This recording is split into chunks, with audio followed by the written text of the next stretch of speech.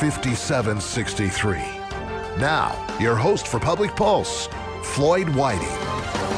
Good morning and welcome to Public Pulse. Now, this morning, I am joined by the Executive Director of the Sheridan County Chamber of Commerce, Dixie Johnson. Good morning, Dixie. Hi, Floyd. How are you? I'm doing pretty good. Good. Doing rather well. Now, you guys just recently had a Fremont Toyota Suds and Spurs Brewfest. How did that go? Right. It was our 10th fundraiser holding the Brewfest here in Sheridan, and it was very, very successful. Just want to really thank everybody who came out for the event and bought tickets, all of our volunteers, all of our sponsors, the brewers. It was a great day, and we held it on August 27th down at Whitney Commons Park. It's a wonderful location.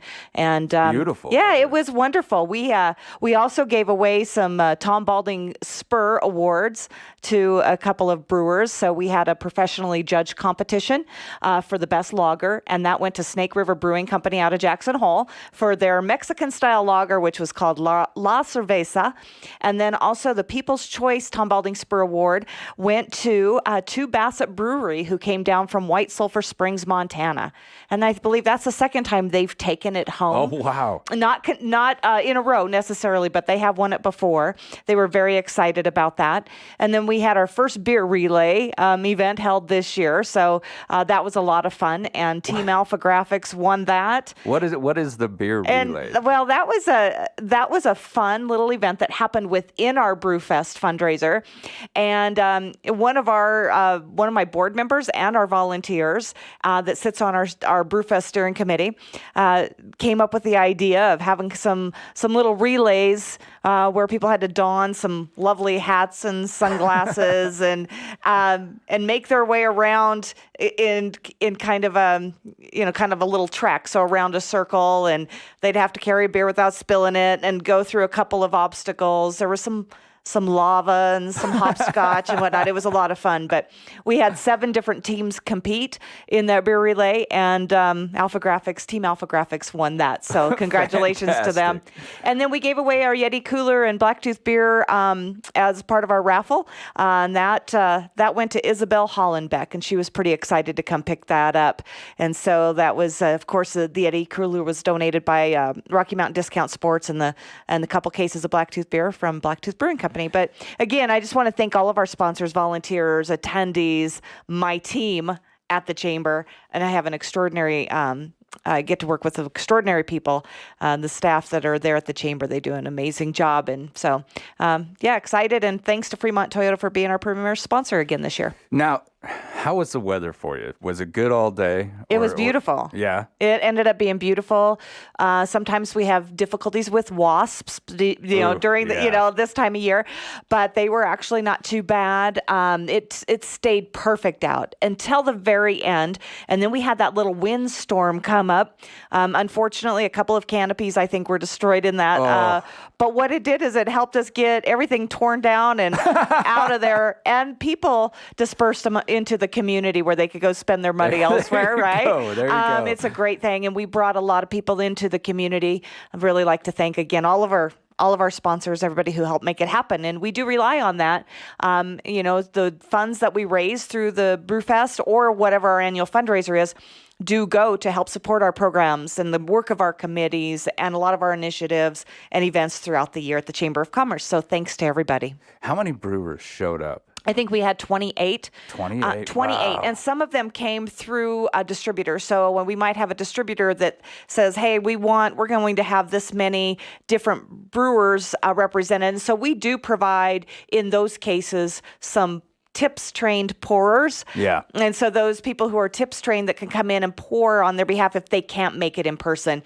It's a really interesting because every year we don't know what it's going to look like for a lot of the brewers around the region. They're faced with supply chain shortages, just like many businesses are.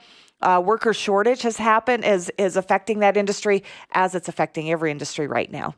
Now, what are our local business owners telling you as far as labor?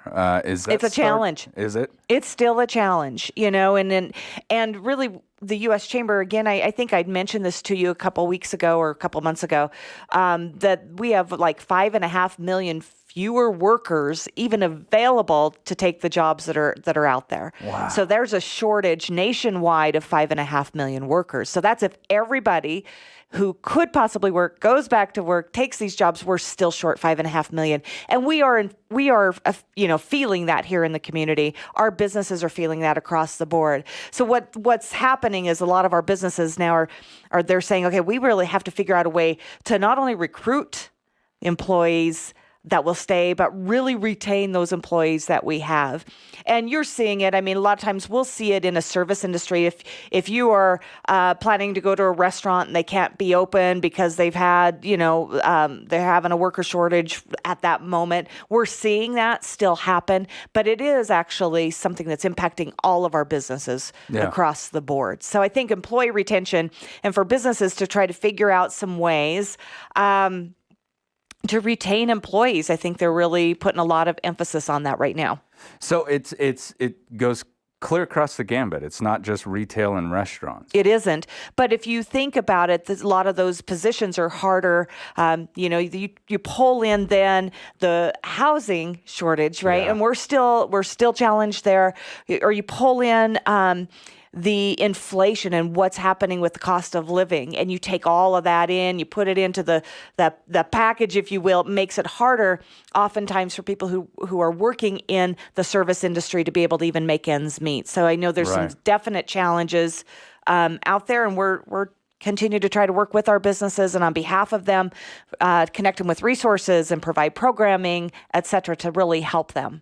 Yeah, and kind of get those workers not just there, but like you said, retained. Because, I've got a friend who works in an industry.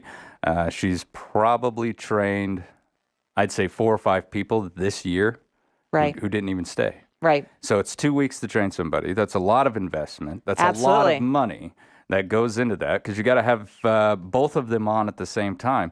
But then at the end of the training, the individual just takes off. Now, there's been various reasons as to why they've left. Right. But gosh, it's so frustrating. It's a very real challenge that many of our businesses are facing, and I think we'll continue to face for a while.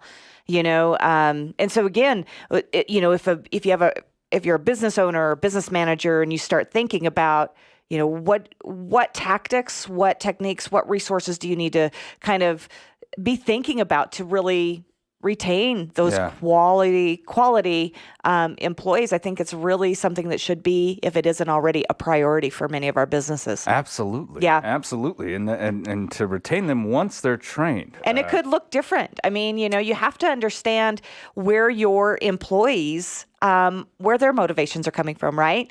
So, Floyd, if you want a certain thing in your career, and your employer doesn't kind of at least see that or acknowledge it, or you gotta move on. Meet those needs, you might be moving on. And that's what a lot of our employers need to do. And then on the flip side, I think it's really important also that we can continue to focus and work with schools and work with those students that are coming into the workforce on a lot of the for them to understand what employers need and want as well. So it's not just one-sided, but it is true. A lot of our employers are looking at, not only their benefits package, but other things, other incentives that they are offering to retain a lot of their quality employees. Now, do we get a lot of ancillary students there from the college to come in and take these jobs here and there? Because I can remember, when I was in college, a job like a retail job where I could adjust my hours with each semester was the best type to have. And I would think that, with the students returning, that would help. Right. And I believe it does. I know we have quite a few employers that do hire, and they work very closely with the college to put up job postings, et cetera. And so, that's always something. If you're an employer and you're looking for somebody and you have some flexibility, could maybe work around a student's schedule, reach out to Sheridan College, because I know they'll post on job boards, et cetera, for students. So a lot of times students are coming in, they're looking for something that'll fit and work around their schedule as well. So they're a great partner to have in the community. And business owners, it's time to band together and share ideas and try to help each other out. And speaking of banding together, we've got a chamber lunch program coming up. Dixie, can you tell us a little bit about this? Absolutely. And let's just talk, just this kind of actually segues in from the worker shortage and the service industry and having a strong economic climate in our community. Our chamber lunch program, we're going to be hearing from Sean Parker, who is Sheridan County Travel and Tourism Executive Director. Great and guy. Tourism is one of our primary industries in the area. And it's really exciting to be able to hear from Sean because, oftentimes what he's doing kind of behind the scenes, people in the community aren't necessarily seeing because he's trying to reach the people outside the community to bring them into the community, right? Yeah, exactly. To continue to grow that segment of the economy and help our businesses. But we're having a chamber lunch program this Wednesday. It'll be September 14th. Starts at 11:30 a.m. It's $20 a person for anybody who would like to attend. We are changing our location. We're going to be at the Best Western Sheridan Center. So we do that from time to time where we like to be able to give business to our chamber members, right? Yeah. That can host us. And so Best Western Sheridan Center on Wednesday, September 14th at 11:30, $20 a person. We do ask that you RSVP in advance, and you can do that on our website at SheridanWyomingChamber.org or calling us at 672-2431. All right, get out there, folks. Oh, Did I say 2431? I think you did. 672-2485. There we go. That's okay. I do it all the time. Folks, make sure you get out there. Go to this chamber lunch program. Sean Parker really knows his stuff, and he is doing a great job with his team out there at Sheridan County Travel and Tourism, bringing in a lot of visitors, not just for one day, but their mission is to get folks to stay here for a few days at a time because they've got to eat, they want to go shopping, they want to explore things. And right. The more they explore, the more they see of what Sheridan has to offer. All right, we're going to take a quick commercial break. When we come back, we will continue with the Sheridan County Chamber of Commerce. This is Public Pulse on 930 KROE and 103.9 FM, Sheridan.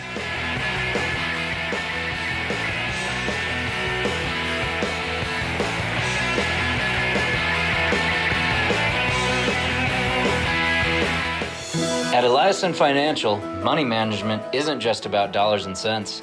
It's about dreams and opportunities, and more importantly, family. We'll take time to get to know you. Then we'll develop a unique wealth management plan that works hard, just like you. To learn more about who we are and what our wealth management advisors can do for you, visit Eliason Financial online or call 307-672-3010. Securities offered through Royal Alliance Associates, Inc., member FINRA, SIPC. It's time to cowboy up and register for the annual Wolf Creek Wrangell Trail Run. Race day is September 17th, and you can run, hike, or participate virtually in a 5-mile, 7-mile, half marathon, or 30K run. This event is hosted by the historic Eaton's Ranch, and all proceeds benefit Habitat for Humanity. Spots are limited. To register, go to runwolfcreekwrangell.com. This race is brought to you by Fremont Toyota of Sheridan and sponsored in part by Sheridan Media and Sheridan County Travel and Tourism. Have you heard? Sheridan's own VacuTech is growing, and they're hiring powder coaters, machine operators, welders, and more. With great opportunities for advancement, working at VacuTech is much more than just a job, it's a career. VacuTech offers outstanding benefits, including comprehensive health, dental and vision coverage, matching 401k, paid time off, and relocation assistance. Not to mention top-notch compensation. For more information and to apply, visit VacuTech's open opportunities page on their website at vacutechllc.com. Bye-bye, my good boy. Be good while we go on vacation. Parents get so uptight leaving us precious pets behind, but when they leave us in the quality care of McGraw's Paws, they really have nothing to worry about. We get lots of love and attention from the trained staff. This place is so nice, clean, safe, and pretty darn comfortable, so we dogs and cats have a good time while they're away. Plus, it's in a convenient in-town location for our humans. McGraw's Paws, 1820 Gabriel Court, next to Second Chance Cat Rescue. Call 307-381-2184. We're taking in-advance reservations. September 19th is your last day to apply for the Sheridan Startup Challenge. Hi, this is Jessica Madden with Impact Sheridan. We help people with business and product ideas get off the ground, which includes the opportunity to win a share of $100,000 in startup funding. Even if you're not sure your plan is solid, call and we'll navigate the process together. It's free, simple, and confidential. Apply online at impact307.org or contact us directly at 675-1939. Is Wyoming Corporate Office your one-stop shop for everything you need for your Wyoming-based business, LLC, or corporation formulation? Yes. Service of process and mail forwarding services? Indeed. Fulfill the legal requirements for small businesses based in Wyoming? Absolutely. Wyoming Corporate Office provides the communication between your business and the state, so you don't have to. Learn more by visiting WyomingCorporateOffice.com today. Good morning and welcome back to Public Pulse, brought to you by our friends out there at Eliason Financial. I'm Floyd Whiting. This morning, I am joined by the Executive Director of the Sheridan County Chamber of Commerce, Dixie Johnson. Now, Dixie, we were just talking about the Chamber lunch. We've also got some other events coming up. We've got Business After Hours. And that's next week. It is. Right. And so First Northern Bank, they're one of our Platinum Community Partners. They're going to be hosting Business After Hours on Wednesday, September 21st. They're going to start just a little bit earlier from 4:30 to 7:30. Hopefully the weather will be great. I imagine they're they're planning an outdoor barbecue again, and excited to work with Bombshell Catering. So to provide the great food. They're going to have the Westerly Mobile Bar there, providing beverages, and they're even bringing in a band, the Dugan Irby Band. So they'll be playing from 4:30 to 7:30. It'll be down there at 29 North Gould at First Northern Bank's location. So, I just want to encourage everybody to come out. So it's a great opportunity for business members of the Chamber of Commerce to host, but really it's open for anybody who would like to attend and continue to build those great connections that you've already established, or start new ones. Now, Dixie, what are those like, the after hours? Because the before hours, I know that everyone gets together. It's kind of a coffee donuts type of setting, right? Everyone's getting ready to go out and start their day. These after hours, they're a little lighter. They're kind of recapping your day, if you will, but it's also a great opportunity. We've been doing business after hours, gosh, as far back as I can remember. So chambers of commerce traditionally, and before social media and all these other opportunities to connect with people were there, right? Provided a lot of those in-person, face-to-face networking opportunities where people could come outside of their business hours, where they're working in their business and on their business, and really start establishing and growing those connections. Because in a small community, well, in any community really, people still like to do business with people they know. So that's really important, is for, if you're running a business, to understand that, part of it is getting out there and making those connections, because you never know where that next referral might come from, right? And if you've already connected with somebody, they're more likely to refer you than if they don't know who you are and they've never met you or shaken your hand, if you will. So we still think that there's great value in person-to-person, face-to-face connections, and business after hours, business before hours, chamber lunch programs, chamber coffees, all of those we do to help our businesses grow and thrive, so they can make those connections. And I agree wholeheartedly with you. Social media, the internet, it has made our lives something very different than it once was. And it's benefited everybody, but at the same time, there's nothing like having that face-to-face handshake. Right. Look somebody in the eye. Yeah, exactly. And really get to know that person. Now, Chamber Coffee in Story by the Chamber Business Retention and Expansion Committee. This is another opportunity. It is another opportunity. And we've been doing holding Chamber Coffee since 2011. We took a little bit of a break in 2020 for, reasons that everybody knows, right? But we're excited to be able to have our chamber coffees. So our Business Retention and Expansion Committee takes one of their existing meeting slots and holds a chamber coffee and goes out into the outlying areas of our community to provide just that, an opportunity to connect in our outskirts of Sheridan County. So we're the Sheridan County Chamber of Commerce, and we like to incorporate both incorporated and unincorporated areas. So Story is an unincorporated community in Sheridan County, and we're excited to be out at the Story Library Anybody who can and would like to attend, please do so. It starts at 8 a.m. It's on Thursday, September 22nd.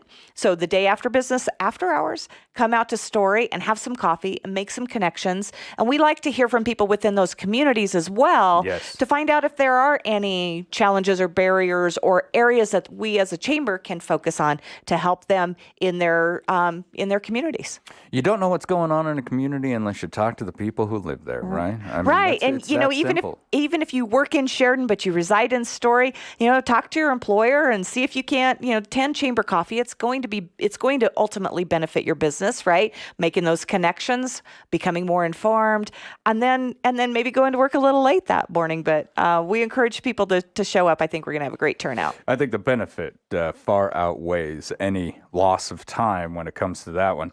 Now, we've got a big thing coming up here, Manufacturing Day.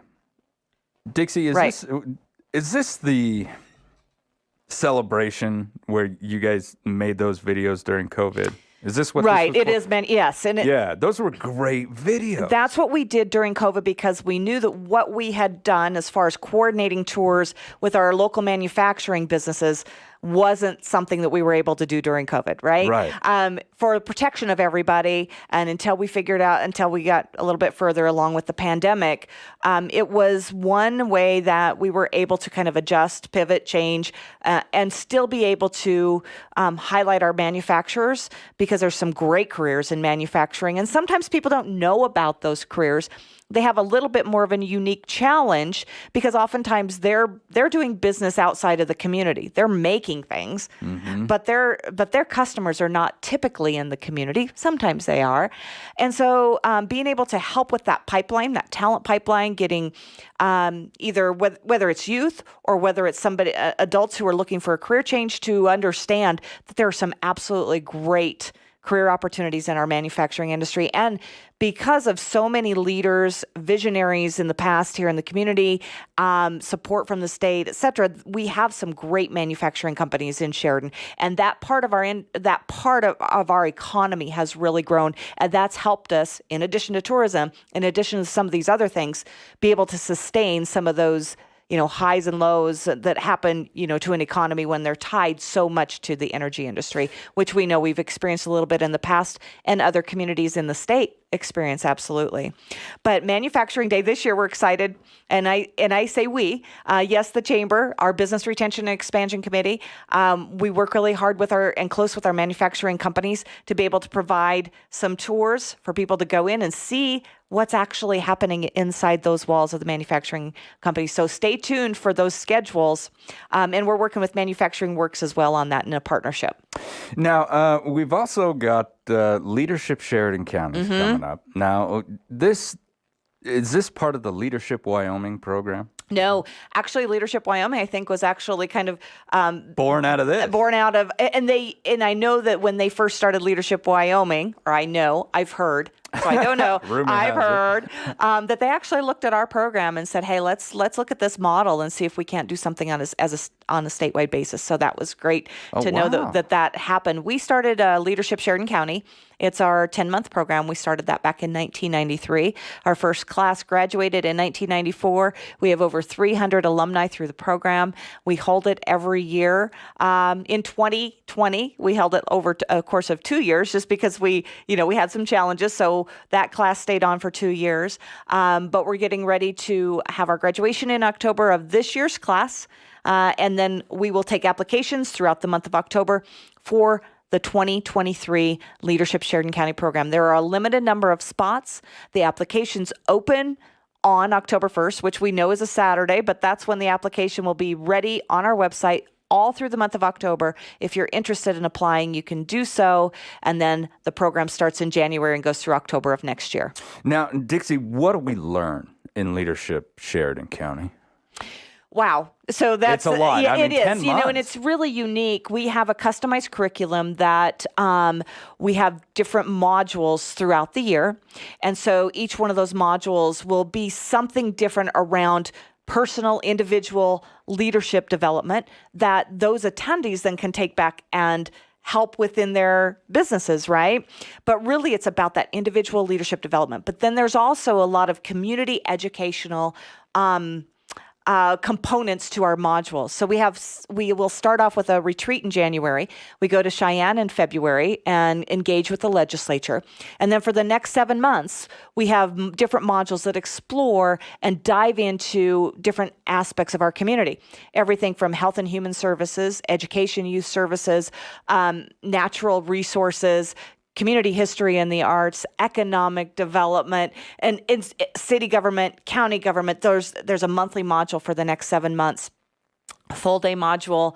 And it's really great because it gives, again, those attendees an opportunity to grow as leaders, take what they've learned back, become stronger in their businesses, help our businesses, right? And help in their own careers, but also have more knowledge that they then can share. Everybody needs to be an ambassador, in and for our community. And so it's been a really great program. We have a wonderful steering committee in place that helps us every year. They're continually looking to improve that program. But we have 22 people graduating in October. That'll be our next Chamber Lunch program after this week's. And then we'll start the process all over again. Now, is it going to be about 22 going into the next class? Is that the set number? Or? Right. We have that, and part of it has to do with the way the program runs, with the actual physical modules, where we're going into the community, into different places, being able to have a number of people that can actually hear the speakers, work, be able to move from place to place. That seems to be a pretty sweet spot that we found. A good 22. That's a good round number, right? Now that, once again, the application October 1st on the Sheridan County Chamber of Commerce website. Limited number of seats there, and so much knowledge gained out of that, ladies and gentlemen. Now, we've talked about Manufacturing Day. Now, the General Election Candidate Forum by the Chamber's Government Affairs Committee. We don't have a lot of time left. Dixie, what is it? Just wanted to mention, so we had candidate forums prior to the primary election. Our Government Affairs Committee is hosting them again, September 26th and 27th, so 2 nights. And we're having the candidates confirm. Hopefully we'll get a lot of confirmations by the end of today. Whether or not they can attend, then we'll have all that information on our website, SheridanWyomingChamber.org. But make plans to attend in person at the WYO Theater, September 26th or 27th at 6 p.m., those candidate forums, or watch them live streamed, or engage via our YouTube channel, because we will record those and have that information out to everybody. That's great. Dixie, I want to thank you so much for coming in today. Thank you. Always a pleasure. Me too. All right, when we come back, we're going to speak with the Downtown Sheridan Association. This is Public Pulse on 930 KROE and 103.9 FM. Sheridan.